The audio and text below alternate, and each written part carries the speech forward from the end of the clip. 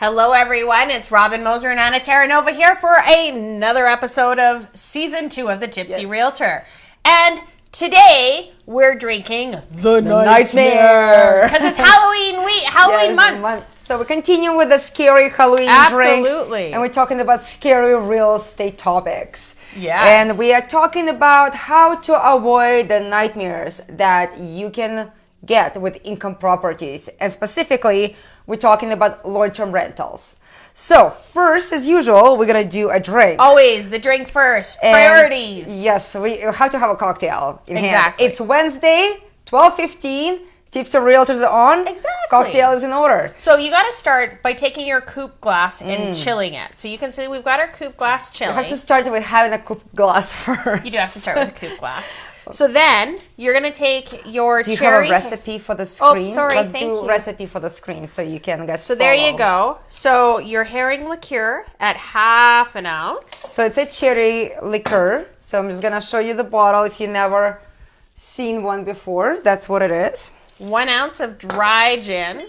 We're using a really good gin today, but you can usually use any gin. 1 ounce of red Dubonnet.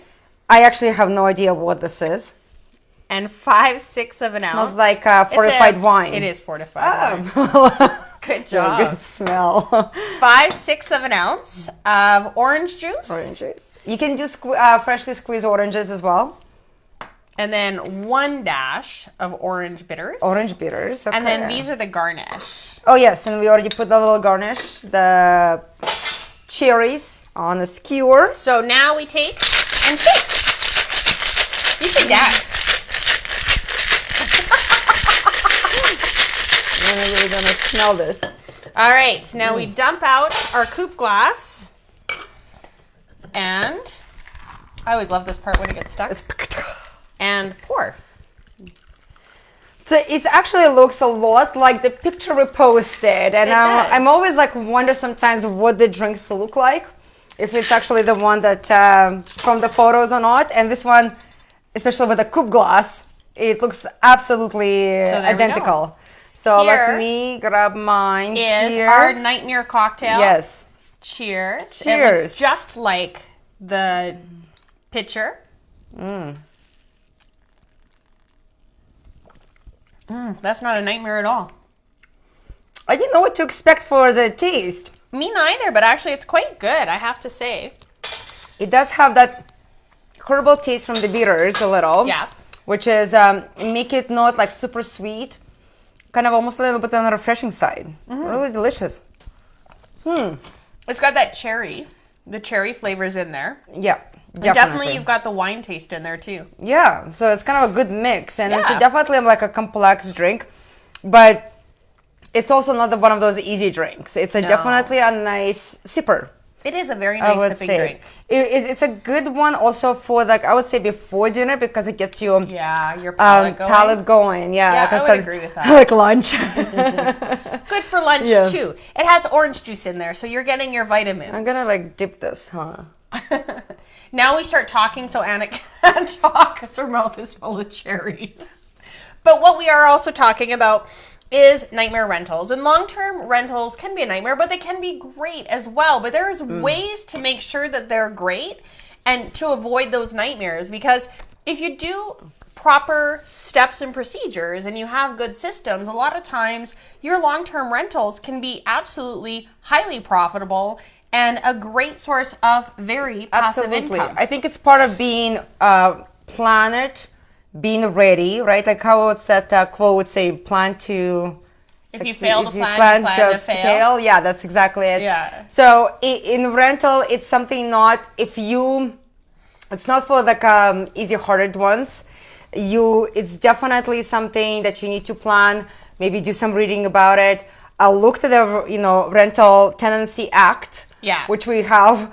What's the landlords and tenants' responsibilities, rules and regulations. And rights. And you have to understand that landlord and tenants' rights are not created equal. Yeah. You'll find that the legislation is more in favor of the tenants than they are the landlord. But the one thing you have to understand is it doesn't matter what contract you have. The Landlord Tenancy Act will supersede it all. Mm-hmm. So even though you may have something contractual, if you have a difference in the Landlord Tenancy Act, the Landlord Tenancy Act wins. So it's important that you actually get to know that piece of legislation if you plan on having rentals. Or at least save it on your computer. So if you do feel like you're having an issue with the tenant, you can refer to it. Absolutely. Just one of the first sources. But let's just talk about some of the basics, like how to, start on the right foot, so to speak. Absolutely. So you have a home or a couple properties now that you want to rent out. You never have done it before,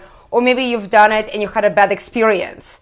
So I always start, so I do it for my own properties already for many, many years. I always start with pre-interviewing my tenants. Yep. So when they email you, like, or text you, whatever, like these days, I'm interested in the property. Like, here's an application and set up a showing, right?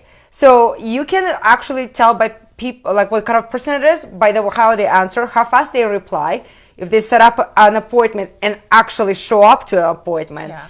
And if the application comes either sent before, they bring it with them already ready. So you kind of want almost the people who are like on the ball. Well, and also too is at the same time is depending, and I think it depends on the market too. Like, yes. If it's favoring the landlord, certainly having it ready, you should expect that in busier markets. If the market I print it out with me too, and I bring it with me to the showing just in case. Because some people may not have a scanner or computer or like to print. Yeah, exactly. But if the market's not in the landlord's favor and the buyers have more choices, they may not be willing to bring it prepared, because they know that they have a lot of different properties to look at. So you do have to take that kind of market condition into account. Definitely. But when you're talking to them, I'm a big fan of guts, but I'm also a big fan of thoroughness. So yes. I'm very similar, I feel like. Yeah. But also too is if you're looking at changing a house you have into a long-term rental, I always have a spreadsheet. I put the spreadsheet out, I look and I make sure that I've got that monthly net profit at the end. Then once we start looking at putting it up for rent, definitely you look at the renters, you have them come with their proper applications. I like to ask them for a copy of their Credit Karma because they can get their actual beacon score for free online, and it's not perfect, but hey, it's better than nothing, and you kind of get an idea of, do they pay their bills? Do they pay on time? Are these people reliable? Because that's really what your Credit Karma is. Yeah. And don't be afraid to ask them as many questions as you want. You can actually go online to a lot of different websites and you can get great landlord questions to ask, right? Absolutely. That really tells you things like, how long have you been employed? How many people are living here? This is the other way to collect the information that is an application form without an application form. And yes, I think it's very important to know how they're going to use the house. And if you have X amount of square foot and there's going to be way more people per square foot, you want to know that. Also, as a landlord, you have to make a decision how you feel about young children especially and pets. And it's always kind of like people are like, oh, I don't care if it's a dog. But what happens when your grass is burned? And, they scratch your hardwood floor. Things like that. Small children. I have a 9-year-old. She was small at some point. Yes, she went with a marker on the entire second floor on her height. And the roof, luckily, was washable. But, you need to remember that you have to work with your comfort level as a landlord as well. And there is nothing wrong with it. And there is a pet deposit as well. That you can ask for. You can ask for it. You can negotiate it. You can make it non-refundable. Yes. So generally, I do it on my properties. I do take a pet deposit. It's non-refundable, one-time fee. And it's, sometimes for the bigger animals, it's a little bit bigger deposit. So and you can actually approve their animals, right? Like if they have a big dog or a small dog, you can ask for photos. Yes. You can ensure that they're fixed, they're spayed, they're neutered. You can ask all of those. I had tenants that brought me and showed their pet. Yeah. Once it was in the purse, it was really cute. Yeah. So you may be okay with small dogs, but not okay with big dogs. You may be okay with birds but not okay with cats. And that's all stuff that you really want to put into your rental agreements too. And I'm a huge fan of, I like lawdepot.com, but get a lawyer or go on Law Depot, a reputable site, and get actual contracts that are properly written and enforceable, because that's the other thing. If you're going to get a contract, like I know I've had lots of people who turn around and they're like, oh, we don't really have a contract, I just trust them. Yeah. This is your rental property. It's a business decision. And I think that you really need to consider those kind of business aspects. And one of that is actually having an agreement. And the agreement can be month to month. The agreement can be 1 year, 2 years, 3 years, whatever. It's up to you. Just But to it needs mention be to in it, if you are part of members like of rentfaster.ca and you're advertising, and you're like stuck for any agreement or any paperwork, they actually have everything for landlords Absolutely. available there. Yeah. Their contract is fairly decent. I actually do my own addendums to the contract, especially for the pets. But they have like walkthrough reports. I think they might have something for pets. They do have an application form you can send to tenants as well. Nice. And there is a couple ways. So when a tenant emails you, you can click the button and request tenant to fill out application, which is a little bit different from the one I downloaded from the site. It's less detailed, but there are tools, so you don't have to create something on your own. And but it's very important to have an agreement. It talks about what tenant is responsible for, like landscaping, for example. Some tenants are responsible, like snow cleaning, things like that. Also, what kind of things they're supposed to maintain in a house, what landlord's supposed to maintain in a house, what they can do and not do while they live in the property. And also, we talked about if you have a fixed agreement, which is usually a long-term agreement, not month-to-month payment, there is an end date. And after that end date, you can choose to leave the premises or continue living there. And it's not just if you don't do anything, the contract automatically goes to month. If that's what you have written. Yes, in there. that's I think most of them do say that. But the tenant, if they decide not to continue living in the premises, they have to give 1 month, 30 days notice to the landlord that they're not going to continue with the leasing agreement after it's over. And the landlord has to give 3 months. 90 days. 90 days, yes. So this is where we say that not all rights are created equal. Yeah. And landlord tenancy acts are not created to favor the landlord, but Landlord they are there always to is protect. longer. They Everything are, is longer. Yeah. Now, the other thing too is make sure you do that walkthrough report at the beginning and at the end, on the way in and on the way out. Take videos, take pictures, so you have proof of what the property looks like when these guys take possession, and you have proof of what it looks like after. But you can only ding them for something that exceeds normal wear and tear. Now, of course, if you're in a dispute, always, always, always get legal advice. We're not lawyers. We're just telling you what we know. But if there is a dispute, talk to a lawyer, but usually it is reasonable wear and tear is allowed, and it's exceeding reasonable wear and tear that's not. So if they scratch the floor, there's a ding in the wall, that could be deemed reasonable wear and tear depending on the extent. Of course, if all the cabinet doors are falling off and like the fridge is missing, that would be Hole in the wall, massive things like holes that. in the wall. Yeah, that may be unreasonable wear and tear. So keep all of that in mind. And keep in mind too, is that not all renters always live to your standard. Just Pretty because much most of the renters, in my opinion, don't live to my I standard. don't know. I've seen some good ones, but I'm just saying. No, I didn't say all of them. I Yeah. said most. I was lucky enough to have an amazing tenants who have lived for many years, and they keep their home better than I do. Like, it's a show home.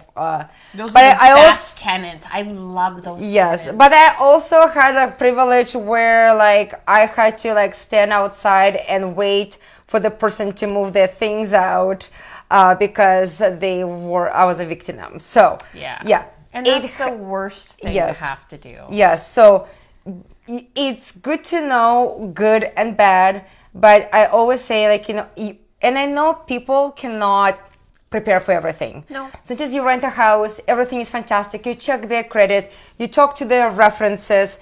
they have a great job, and then 3 months from now they lost the job, especially with the COVID right now. Absolutely. A lot of people have the fluctuations on employment. Today they're working, tomorrow they're not. So you can run into concerns and problems. Sometimes you can work those things out with the tenants. I made payment plans for my tenants, especially the younger ones, like the basement rentals. I was like, okay, let's do it like twice a week, twice a month. You'll pay me something, so this way you don't pay lump sum. You can work things out and help them out, but it's all, again, how comfortable you are doing that. And again, remember, it's a business decision. You are not friends with your tenants. No. You can be friendly. I know you can be friendly. It's good to have a good relationship with your tenant. Exactly, sure. But it is business. So you know what? I've had tenants like that too, where maybe doing that one lump sum once a month was too much. So we actually split the rent up and had it on each one of their paydays. And as soon as their paycheck went in, they gave me money, and that was easier for them. But you can also come back and give them 24 hours notice to enter the property, and maybe go through once a quarter and just double check that the house is being maintained, because that's just good home ownership. Yeah, like I also instead of if they're a little bit more private people, I do call or check in every like 3 months and say, hey guys, is everything okay? It gives a chance, because sometimes like we all get busy. It's like, oh, the dishwasher didn't wash today really well, or whatever, right? Or it didn't dry. And we went on with our lives and forgot it kind of about it, or being kind of like, well, it's not drying well, that's fine, it dries a little. But it gives a chance for the landlord and tenant to chat. Yeah. And the tenant be more responsible, like, oh, they're checking in on the property. Absolutely. So the property usually well maintained. So, and anything else we missed? I think we got it all. Yeah. Well, always, of course, if you're looking at buying long-term rentals, even short-term rentals. We both have great experience. We do. And any kind of investment property, give us a call, because we can definitely help you out, answer your questions, because that's why we're here. We truly love what we do, and I think it shows in the show. But we're here to help you guys. So I know I can't talk about rentals for a long time. Prizes, okay. Prizes. So remember, next week is the last show of October. So the one after next week, we're giving away the spooky skull decanter. And it's been popping up actually everywhere. That's kind of really cool. And you get round giant balls for your drinks as ice. Yeah. So ice balls. Big ice balls and squares and spooky decanter. Share and like the show to win. And again, we ask that if watching the show today that you learned something, or something that you liked, or an aha moment, post it down below, because we love hearing that stuff. Yeah, and we also like to hear if there is anything you like to learn, but maybe we missed it or haven't talked about it, specifics. Please let us know, because we would love to deliver the topics that you are interested in. Yes, and Rob says we need to putting ACs in rental units helps secures renters. I would agree with you. We've done that before. ACs are a funny thing, because ACs are one of those things that people are like, the people that don't have AC are like, oh, you don't need AC in Calgary. And people who do have AC are like, you totally need AC in Calgary. I think it's like kind of like know your client, know your customer. Yeah. He talks from the experience when we had people who moved in and they're like, there is no air conditioning, and we have like west facing windows in the house. House gets hot. They say like, hey guys, you have it's really hot in the house. We're like, okay, no problem, put the AC in. So just like and they lived there for 3 years. So it was a great investment. So I know I have AC in my house, and I love it. Yeah, I'm not an AC person, so. But especially this year with the plus 40. Yes. Yeah, did you see your bill? I saw mine. All right. Remember, looking at buying or selling real estate in the next 6 to 12 months, give us a call. We are here to help. But of course, feel free. Oh, sorry. We should put this up about prizes. Prizes! Yes, all the prizes are provided by and on behalf of Remax Realty Professional, which is our brokerage. Exactly. Now, look us up on YouTube. Yep. Look us up on Instagram. Look us up on Facebook. Look us up on LinkedIn. Or be the old-fashioned kind of person and phone us. And funny enough, I've had people actually say this to me. We answer our phones. Yeah. Except for when we're doing the show. Yeah, then we don't answer our phone at all. But you can answer our comment. phones. We can read your comments. Exactly. But we do answer our phones. And I've had people say, oh, I didn't expect you to answer. And I was like, do you want me to hang up and you can get my voicemail? Yeah. So. All right. Well, cheers. Oh, Cheers. I finished mine and I ate my cherries. You loved your nightmare so much. I did like my nightmare. Yeah. See, this was a good nightmare. She was a little bit hungry before the show, so I'm not surprised. I didn't eat breakfast and I didn't eat lunch. Yeah. So. Well, thank you so much for watching Thanks, us again. guys. Till next week. Bye-bye.